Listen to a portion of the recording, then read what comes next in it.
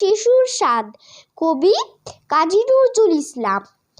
আমি হব সকাল বেলার পাখি, সবার আগে কুসুম বাগে উঠবো আমি ডাকি। সূর্যি মামা জাগার আগে উঠবো আমি জেগে।